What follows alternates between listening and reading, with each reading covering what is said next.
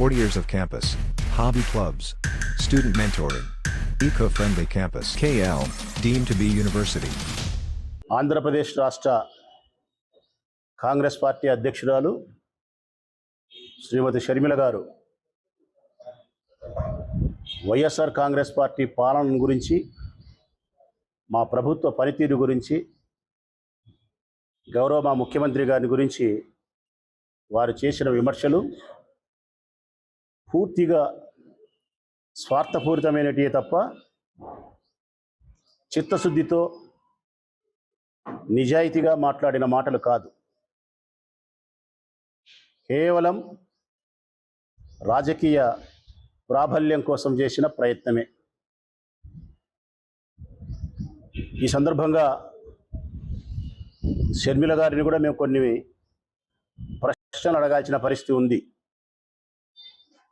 ఈ ప్రధానమైనటువంటి అభియోగం గౌరవ ముఖ్యమంత్రి జగన్మోహన్ రెడ్డి గారి పరిపాలనలో ఈ రాష్ట్రంలో దీపం పెట్టి వెతికినా అభివృద్ధి కనిపించలేదని చెప్పినారమ్మా.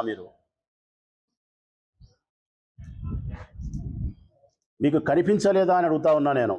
ఈ రాష్ట్రంలో అభివృద్ధి తెలుసుకుంటారు. రెండవది, మీరు మాట్లాడిన మాట అభివృద్ధితో పాటు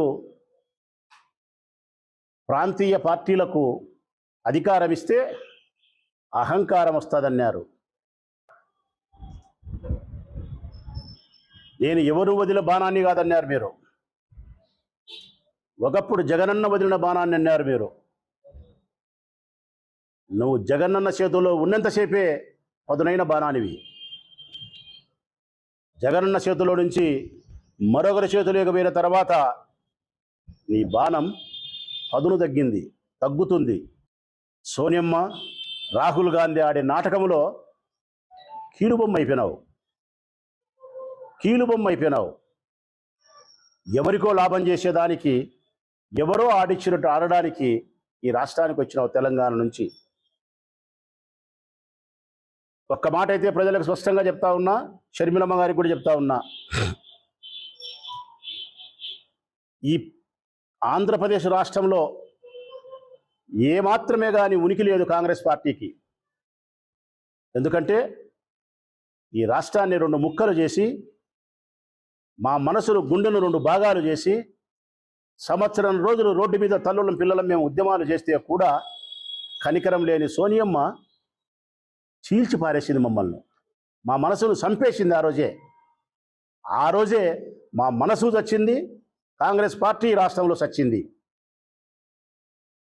అట్టి ఏమాత్రమే ఉనికి లేని కాంగ్రెస్ పార్టీ కోసం నవ్వొచ్చేది ఏంటంటే, రాజకీయ ఉనికిని పూర్తిగా తెలంగాణలో కోల్పోయిన షర్మిలమ్మకు పెత్తనం. ఇది ఆశ్చర్యం. తెలంగాణలో రాజకీయ ఉనికిని కోల్పోయిన షర్మిలమ్మ ఏమాత్రం ఉనికి లేని కాంగ్రెస్ పార్టీని రాష్ట్రంలో బ్రతికిస్తుందంట. వైఎస్ఆర్ కాంగ్రెస్ పార్టీని గద్దె దించుతుందంట. కాబట్టి జగనన్న పరిపాలనను తప్పుపట్టడానికి కావలసినటువంటి స్థాయి కానీ అర్హత కానీ మీకు లేదని నా అభిప్రాయం. కాంగ్రెస్ పార్టీ ఆంధ్రప్రదేశ్ రాష్ట్ర అధ్యక్షురాలుగా మాత్రమే చూస్తాం.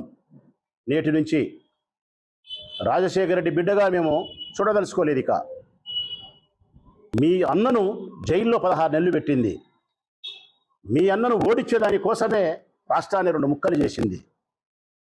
మీ అన్నను సర్వనాశనం చేసేదానికి, మీ కుటుంబాన్ని సర్వనాశనం చేసేదానికి కంకణం కట్టుకున్నటువంటి సోనియమ్మ పంచను నువ్వు చేరిన తర్వాత నిన్ను రాజశేఖర రెడ్డి బిడ్డగా మేమెట్లా చూస్తాం?